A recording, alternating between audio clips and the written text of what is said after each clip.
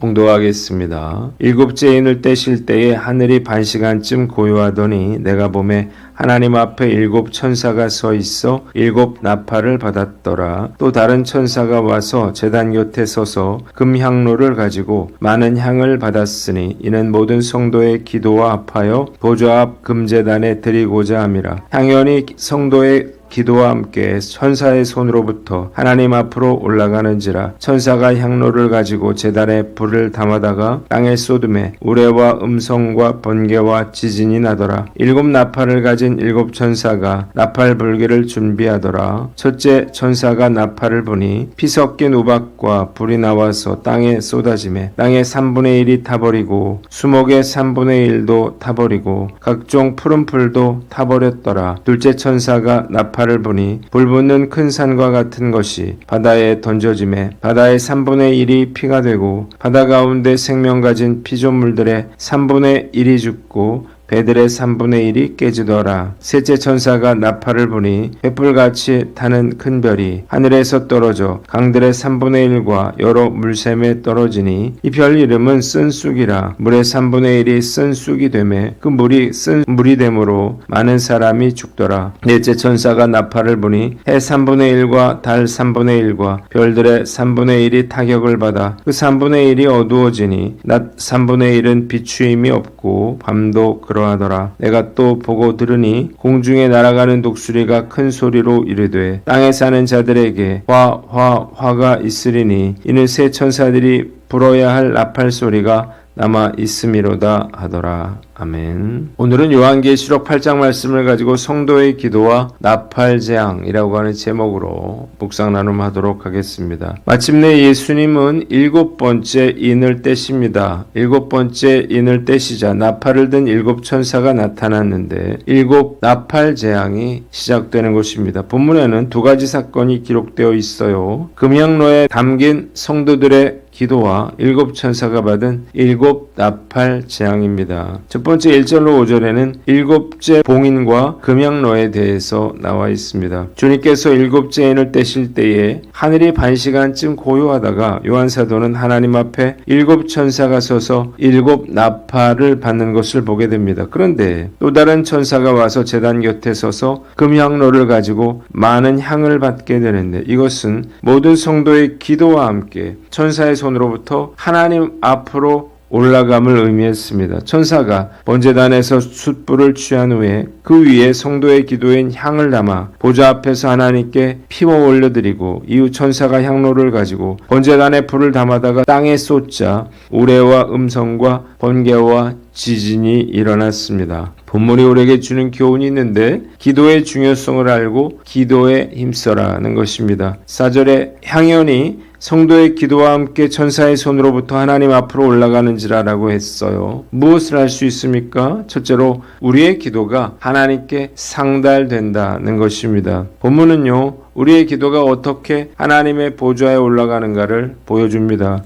우리의 기도는요, 그냥 허공을 떠돌다가 소멸되는 것이 아니고요, 모두 다 하나님께 올려지는 것입니다. 그래서 우리가 기도를 하되 하나님이 들으신다는 사실을 알고요, 중언부언하지 말고 정신을 차려서 대화가 되는 기도를 해야 합니다. 저는 가족 단톡방이 있는데요, 저희 가족은 단톡방에서 이런저런 이야기를 하는데 이렇게 카톡하듯 하나님과 대화해야 하는 것입니다. 두 번째, 우리의 기도가 하나님께 좋은 향기가 된다는 것입니다. 좋은 향수는요, 참으로 향기롭죠. 사람의 기분을 좋게 만들고 치료의 효과를 내기도 하는데 향기 치료가 바로 테라피라고 말할 수 있습니다. 향기는요, 또한 마케팅에도 활용이 됩니다. 백화점이나 호텔에 가면요, 기분 좋은 냄새가 나는데 이것은 좋은 냄새가 물건 구매와 관련이 있다는 것을 보여주는 것입니다. 마찬가지로 하나님은요, 성도의 기도를 흠양하십니다. 세 번째, 기도가 응답된다는 거예요. 5절에 보면 천사가 향로를 가지고 제단에 불을 담아다가 땅에 쏟음에 우레와 음성과 번개와 지진이 나더라고 했는데요. 이것은 이 세상에 대한 하나님의 심판이 성도의 기도에 대한 하나님의 응답임을 보여주는 것입니다. 하나님은 요한계시록 6장에서 순교자들의 호소를 간과치 아니하시고 때가 되면 신원해 주시겠다고 약속하셨는데 이제 하나님은 그들의 기도에 응답하셔서 재앙을 내리십니다. 성도들을 조롱하고 비난하고 학대하고 정죄하고 죽인 자들을 심판하시는 것입니다. 기도는요, 모든 것이 하나님으로부터 인간에게 그리고 인간으로부터 인간에게 흘러나는 통로가 된다는 사실을 깨달으시기를 바랍니다. 구하고 주는 것은요, 기도 안에서 이루어지는 것입니다. 그래서 우리가 원하는 것이 있다면 기도로 하나님께 구해야만 합니다. 기도하면 응답하십니다. 우리의 문제는요, 문제가 아니라 기도하지 않고 있다는 것이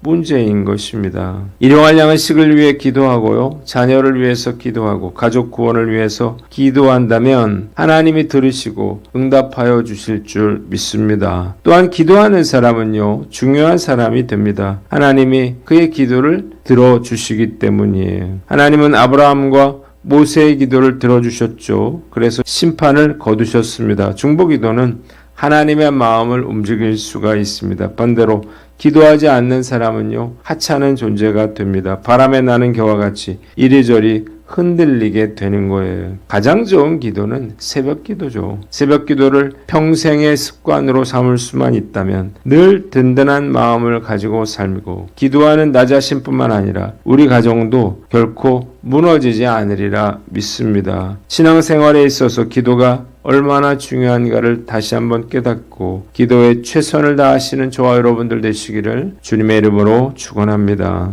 두 번째는 6절로 13절인데 네 천사의 나팔 재앙에 대해서 나와 있습니다.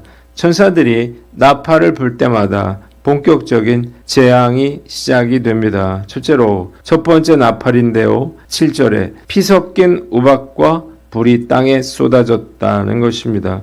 첫째 천사가 나팔을 불었더니 나팔로부터 피가 섞인 우박과 불이 나와서 땅에 쏟아졌어요. 땅의 3분의 1이 불타기 시작했습니다. 이로 인해서 땅의 수목과 각종 푸른 풀들이 불에 타버렸습니다. 우박 재앙은요, 출애굽 당시에 하나님께서 애굽에 내린 재앙이었는데 종말에 내린 이 우박은요, 피가 섞여 있었습니다. 그래서 우박이 내린 곳마다 피투성이가 되었습니다.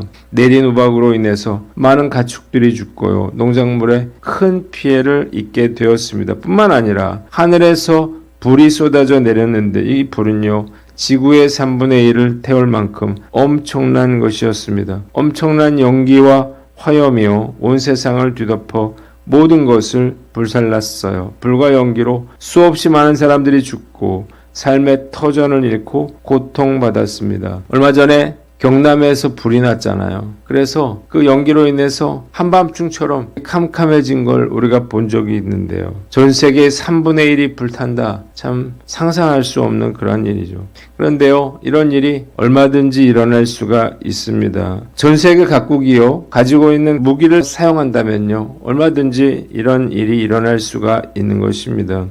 트럼프 대통령이 주한미군의 방위비를 100억 달러를 달라고 해서 논쟁이 되고 있는데, 예전에 미국에서 발간된 백악관 안에서라고 하는 책에서 트럼프 대통령이 이런 얘기를 했습니다. 만약 미국이 북한과 전쟁을 했다면 3천만 명에서 1억 명의 사람이 죽을 수 있다고 생각한다. 서울은 북한과 가까이 있고 부근 인구가 3천만 명이나 되며 김정은 위원장은 대포 10,000개를 가지고 있다. 핵을 쓰지 않고도 이렇게 많은 사람이 죽을 수가 있다는 것입니다. 그런데 만일 북한이 우리나라의 핵폭탄을 터뜨리게 되면 어떻게 될까요? 서울 상공에서 핵이 터지면요, 서울의 80%에서 90%의 건물이 파괴되고 서울 인구 200만 명은 직사하고 300만 명은 2주 내지 6개월 만에 사망하게 된다 그래요. 주변 도시들도 마찬가지예요. 서울보다는 덜하겠지만 낙진으로 인해서 죽어가는 사람들은요, 서울 못지 않을 것입니다. 그래서 약 60% 이상의 인구가 직접 간접적인 피해로 6개월 안에 사망한다 그래요. 그래서 우리나라 인구 중에 1,000만 명에서 1,400만 명이 죽을 거라고 합니다. 이런 일이 얼마든지 이 세상에 현실로 나타날 수 있다는 거예요. 두 번째 8절로 9절에는요, 둘째 나팔에 대해서 나와 있습니다. 둘째 나팔 재앙은요, 바다에만 재앙이에요. 바다에 불붙는 큰 산과 같은 것이 던져졌더니 바다의 3분의 1이 피가 되고 바다 가운데 생명 가진 피조물들의 3분의 1이 죽고 3분의 1이 깨졌다고 했습니다. 바다에 불붙는 산이 던져지게 되면요, 바다가 끓어오르게 되겠죠. 그러면 바다의 온도가 급격하게 상승할 것입니다. 이러면 결국 물고기들이 떼죽음을 당하게 될 건데요. 더 큰 문제는요, 수온이 상승되면요, 바다에 태풍이 일어난다는 것입니다. 끓는 바닷물로 인해서 수없이 많은 태풍이 발생할 것이고, 그래서 배들의 3분의 1이 깨지게 되는 거예요. 세 번째, 10절로 11절에는 세 번째 나팔, 횃불같이 타는 큰 별이 하늘에서 떨어졌다는 것입니다. 셋째 천사가 나팔을 부니 횃불같이 타는 큰 별이 하늘에서 떨어져서 강들의 3분의 1과 여러 물샘에 떨어지게 됩니다. 그래서 지구상에 존재하는 3분의 1의 물이 쓴물이 되어 마실 수가 없게 됐다는 거예요. 사실 물 부족은요, 그 어떤 것보다 큰 고통을 가져다 줄 것입니다. 왜냐하면 인간은요, 물 없이는 단 한순간도 살 수가 없기 때문이에요. 사실 지구의 3분의 2가 물인데요. 왜 물이 부족하다고 말하는 것일까요? 바닷물은 염분 때문에 식수로 사용할 수가 없습니다. 지금도요, 식수로 사용 가능한 염분이 없는 물은요, 지구 전체 수자원의 2.5%에 불과하다 그래요. 그나마 이 중에 3분의 2는요, 북극과 남극의 빙하에 갇혀 있고요. 나머지 물의 20%도 사용할 수 없는 지역에 있거나 홍수 등으로 제때 사용할 수가 없습니다. 이를 모두 감안하면요, 인간이 활용할 수 있는 물은 지구 전체 양의 0.08%에 불과하다 그러는데, 이 물의 3분의 1이 오염된다면요, 정말로 많은 사람들이 고통받고 죽어가게 될 것입니다. 넷째 나팔 재앙인데요, 해와 달과 별의 3분의 1이 타격을 받아 어두워졌다는 것입니다. 넷째 천사가 나팔을 보니까 해와 달과 별들의 3분의 1이 타격을 받아서 3분의 1이 어두워지는 재앙이 임하게 됩니다. 그래서 낮의 3분의 1에는 태양빛이 비추지 않고 밤의 3분의 1에는 달빛을 볼 수가 없습니다.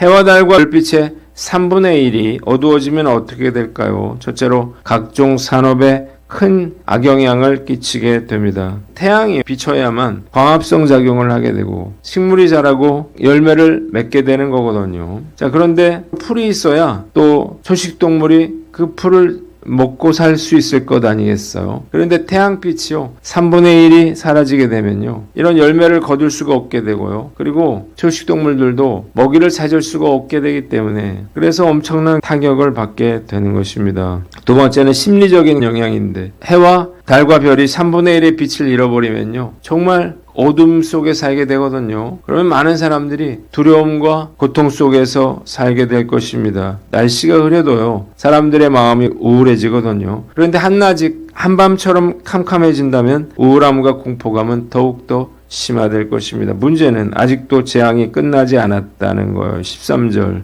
공중에 날아가는 독수리가 큰 소리로 땅에 있는 자들에게 화가 있을 것이라 외쳤습니다. 왜 그랬을까요? 이는 새 천사들이 불어야 할 나팔 소리가 아직도 남아있기 때문입니다. 본문이 우리에게 주는 교훈이 있는데요. 첫째로 늘 깨어있으라는 것입니다. 심판의 때에는요, 산자들이 죽은 자를 부러워하는 세상이 될 것입니다. 대종말 직전에 있을 하나님의 재앙은 그 재앙이 진행될수록 규모가 커지고요, 강도가 세지고 범위가 확대되어 더 강력하고 전면적으로 행해진다는 것입니다. 말씀을 통해서 저는 정말 심판이 무섭다는 사실을 깨닫게 됩니다. 그런데 불신자들 뿐만 아니라 많은 크리스찬들 역시 이 세상에 심판이 임하게 될 것이라 생각하지 못하고 있는 것 같아요. 정말 심판이 가깝다는 사실을 안다면요, 과연 이렇게 세상 사람들처럼 세상의 마음을 빼앗겨 살 수 있을까요? 소돔성에 심판이 말 것이라는 경고를 받았음에도 불구하고 미적거리며 지체했던 롯처럼 우리도 주님의 재림과 심판의 경고를 들으면서도 세상의 것에 마음을 빼앗겨 살고 있을 뿐만 아니라 정말 이 심판이 임하게 될 것인지 이 사실도 믿지 못하고 있는 것 같습니다. 많은 사람들이 롯의 사위들처럼 심판을요, 농담으로 받아들입니다. 그러나 이 무서운 심판의 날은 반드시 임하게 될 것입니다. 예수님은요, 아무런 예고 없이 예측하지 못한 때에 호련히 임하실 것입니다. 도둑이 예고 없이 들이닥치는 것처럼 주님도 생각하시지 않는 때에 오실 것이라는 사실을 알고 항상 깨어있는 저와 여러분들 되시기를 바랍니다. 마지막으로 주의 재림을 준비하라는 것입니다. 왜 하나님께서 사도 요한을 통해서요 마지막 때에 일어날 일들에 대해서 우리에게 알려주고 계실까요? 준비하며 살라는 거예요. 종말에 대한 심판을 예고받았다면 반드시 적절한 대책을 간구해야 할 것입니다. 미리 알고도 준비를 하지 않거나 소홀히 함으로 재난을 당한다면요 변명의 여지도 없고 동정의 여지도 없는 것입니다. 그러므로 우리는 주의 날이 도적같이 오리라 말씀하신 주님의 말씀을 기억하고 늘 깨어 주님의 재림을 준비하며 살아야 할 것입니다. 만일 주님이 오늘 이 세상에 임하신다면요 과연 나는 지금 모습 그대로 주님을 맞이할 수 있을까요? 주님을 맞이하기 위해서는요 준비가 필요합니다. 그렇다고 해서 잘못된 종말을 논 자들처럼 모든 일들을 다 내팽개친 채 그저 주님의 재림만 기다리라는 것은 아닐 것입니다. 하루하루 거룩함과 순결하게 살려고 노력하고요. 하나님을 사랑하고 이웃을 사랑하는데 최선을 다해야 할 것입니다. 더 이상 지체하지 않고 거룩함과 순결함으로 하나님의 나라를 위해 섬기는 삶을 살아가는 저와 여러분들 되시기를 주님의 이름으로 축원합니다. 기도하겠습니다. 하나님 아버지, 우리가 늘 깨어있게 하여 주시고 재림을 준비하며 살게 하여 주시옵소서.